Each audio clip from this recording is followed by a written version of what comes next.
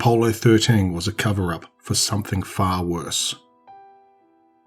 By redstercoolpanda. Hello Reddit. My grandson told me this would be a good place to anonymously post this story, somewhere where nobody will find it. Many people would not want this story getting out to the public, and for good reason, I believe. However, my days on this earth are numbered, and this is the one secret that I refuse to take to the grave. If the Men in Black comes at me, so be it. My trouble started in 1964 when I was hired at NASA as a Capcom.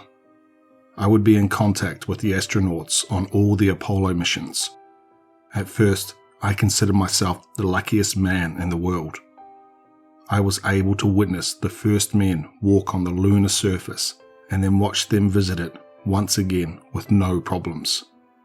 However, Apollo 13 would be the mission in which I would quit my job and never look back. During the Apollo 12 mission, they found something very odd in a small crater not very far away from the landing site.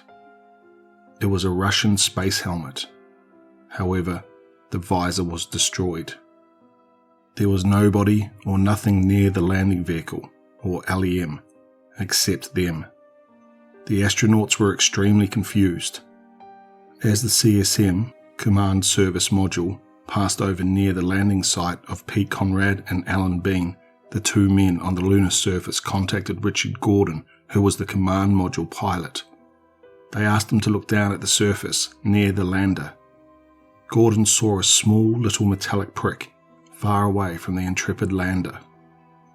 Mission Control was sent into a frenzy after the revelation there was a Soviet moon lander on the moon. And the worst part was that not one piece of American intelligence had picked up on it. The higher-ups sent off an order 3 days later. Apollo 13 would be taken away from NASA and made a military project. Its mission was to see what the Reds were doing on the moon. Officially, Apollo 13 never reached the moon, a small explosion in one of its oxygen tanks being the cause. However, in reality, Apollo 13 did make it to the moon. Jesus Christ, I wish it didn't. Every day I wish I never took that job at NASA. But as much as I wish I could, the past can't be changed. The Apollo 13 splashdown that everyone old enough to have seen on TV knows was not the original capsule or crew sent in the Saturn V launched from the pad. The splashdown that was witnessed on TV was sent up on a Saturn 1B the day before. The real command module and lander were sent hurtling off towards the moon. A top-secret crew of 3 highly trained Air Force men named Sam Coulter, Chuck Burrows and Jackson Smith were the real crew. And they were going to touch down on the moon. The men had specific military training to find any remains of what the Soviets had done on the lunar surface. The CSM reached a low moon orbit 3 days later. The first problem of the mission came when they undocked the lander from the CSM. One of the LEM landing legs didn't deploy properly. Sam had to EVA and worked for half an hour trying to get it to extend. This wasted up precious oxygen and made their already tight margins tighter. In the end, they had to manually cut loose a malfunctioning bolt. After this, they had to wait another orbit and ended up slightly ahead of their targeted landing site. As they were going in for their landing, several people in Mission Control demanded we abort it and should wait and go up on Apollo 15 when the more advanced rover would be fully ready. However, the DoD wasn't about to waste an entire Saturn V and a Saturn 1B rocket for an aborted landing. We weren't given permission to abort, and we sent both of our men into uncertain fate. 300 miles, 200, 100, 50, 10, watch out, aim the broken leg down. The lunar module touched down softly and safely on the lunar surface. It landed within rover travelling distance to the Russian lander, yet it was still slightly farther than what was wanted. Jackson and Sam walked out of the LEM. We all watched them take the first steps. The radio crackled. We've taken our first steps on the moon, Houston. We're going to begin rover assembly. We'll get back to you soon. Over. Sam reported back to us. Copy that, Aquarius, I replied. We were all crowded around the main screens, waiting for the first experimental rover to be deployed. Its development had been rushed significantly from its planned first test on Apollo 15. It took significantly longer to assemble than planned. This cut down our astronauts' oxygen margins by half an hour. I leaned over the microphone. Aquarius, you're 30 minutes down on air and your margins don't exist anymore. You now have half as much EVA time as we originally planned for, I told them. Jackson replied with a simple, Copy that, Houston. Everyone at Mission Control sat on the edge of their seats for the 15-minute rover journey. By the time that Jackson and Sam arrived at the lander, they had an hour of oxygen left. Houston, this is Aquarius. We have visual on the Russian lander. Sam spoke through his radio. Copy that, Aquarius. You have confirmation to head in for an inspection. I spoke through the radio to both men. We all watched from their helmet cameras as they both moved over a small crater hill and arrived next to the lander. Jackson opened the door to the module and looked inside. Jesus, this thing is trashed, Jackson mumbled through his radio. And it really was. Random personal effects were scattered around the pod. The most disturbing part was no spacesuit lying around the pod. We had been expecting this, as the entire reason we found it was due to the helmet. But it was still quite upsetting to know that the cosmonaut was still lying on the lunar surface. We all thought how horrible a fate this would be. Sam had been standing at the base of the ladder for several minutes watching the grey lunar surface. He suddenly started yelling, Jackson! Jackson! As his screaming stopped, his camera immediately cut out. His two loud screams instantly triggered Jackson to jump down the ladder and out of the lander. Sam, where the hell are you? Jackson was screaming through his radio. Jackson, stop screaming. You're running through your oxygen. Calm yourself down, soldier, I calmly spoke through the radio. Although in the room I was sitting, my hands were trembling for a cigarette. Right, sorry, Houston, Jackson responded, out of breath. I pressed the mute button on the microphone. Do we still have vitals on Sam? I asked the room. Negative, somebody yelled back at me. What are the oxygen levels on Jackson? The flight director yelled out. He's burning through oxygen 2 times faster than we have planned, yelled back one of the flight control members. All conversation was cut off by Jackson chiming back in. Houston, there's no tracks out here. I can't see anything for miles. Jackson started panting again. Oxygen levels rising. The same man as before yelled out. I unmuted the mic. Jesus Christ, Jackson, get your breathing under control. You're going to suffocate up there, I yelled into the microphone. Abort the EVA and get Jackson back to the lunar module. We can't lose 2 men up there, the flight director yelled out to me. I capitulated. Jackson, get back to the Aquarius. You're chewing through oxygen too fast, I quickly spoke into my microphone. I'm not leaving Sam to die out here, Houston. Jackson sounded almost insane. His voice was toneless. Jackson, that's a direct order. Get your ass back to Aquarius base, I yelled at the soldier. I never got his response. We, at Mission Control, had been looking through Jackson's helmet cam as he slowly walked around the lander. For 15 minutes, it's all he would do. Now everyone was extremely disturbed. There were a set of footprints leading away from the lander, presumably the Russians, but no set belonging to Sam. Jackson finally spoke.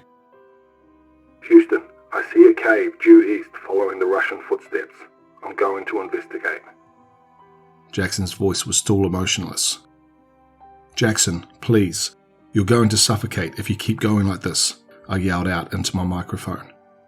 He hadn't responded to any of my attempts to reason with him. A voice yelled out behind me.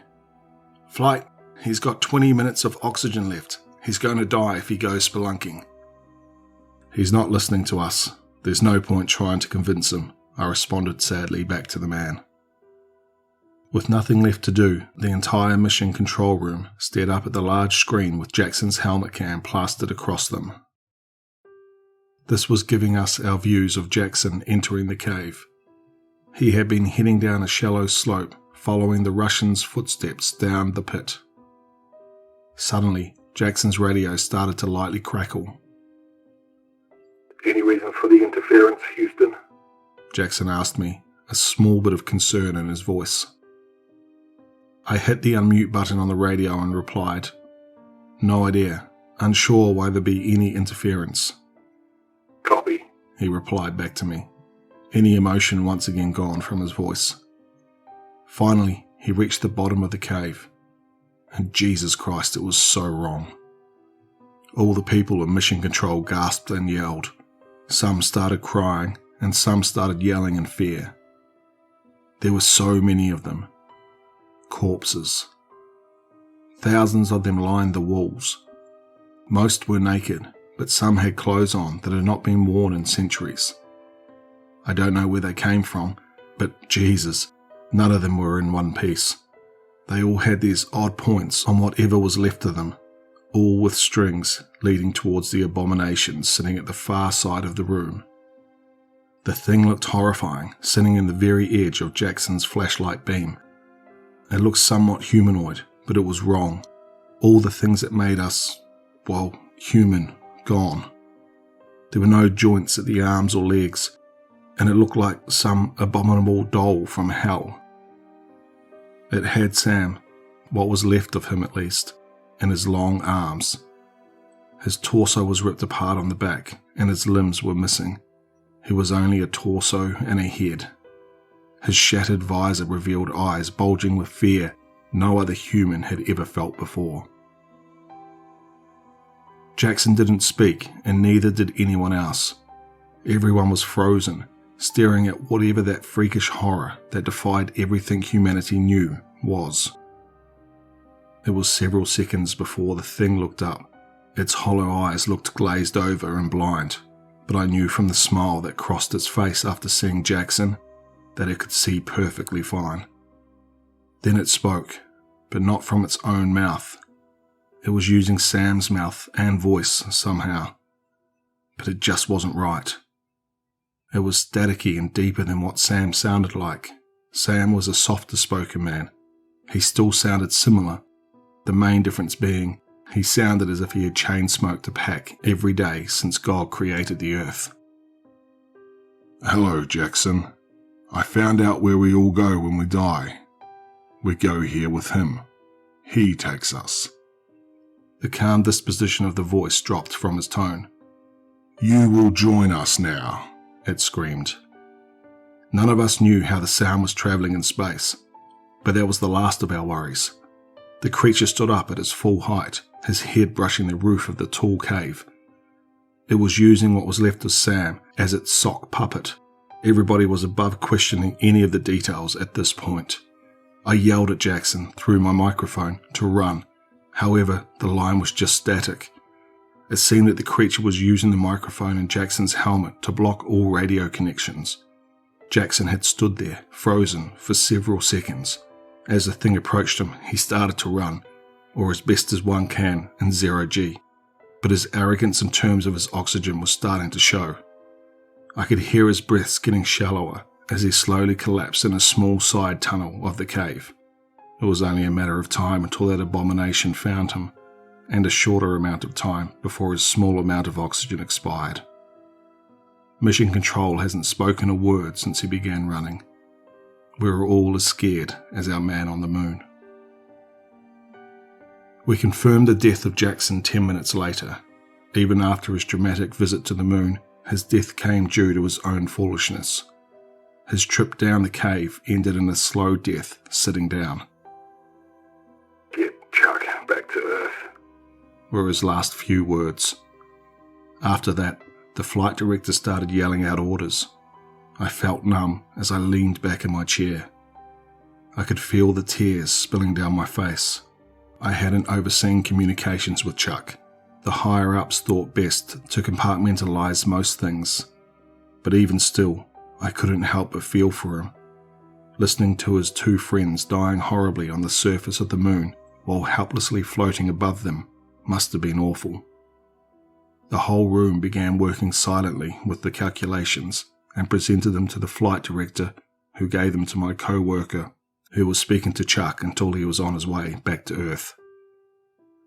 By the end of the mission, there were several grown men running out of the room, several throwing up in the bin and crying, some panting with relief that at least Chuck was home. I think in the 3 days that we all locked ourselves in that room, waiting for our last astronaut to make it home, we never talked about what happened. We just worked the problem. Chuck did his correction burns, and we all waited for the splashdown. Unlike most successful splashdowns, there were no cheers and no happy yells. Just pain. Pain further brought on as only one man climbed out of the 3-man capsule. After the incident, we investigated the caves. There were 20 confirmed entrances to their own human pits. There were millions of dead bodies inside the moon, and we never found out why. Back on Earth, after we saw what we saw, odd things began to happen. At first, it started with one man from our team going missing. Alex, I think his name was. He was the flight leader. He reported his post to NASA and never came home. I think most of us got the message after that. Another man present also went missing. I think I can make a good guess about their fates, one which I'll probably meet once I've posted this. To get to the point, this is a warning for anyone who returns to the moon on the Artemis missions. Don't go into the caves. We kept the rest of the Apollo missions away from them. However, with new NASA leadership, I cannot guarantee the same for you. Be safe.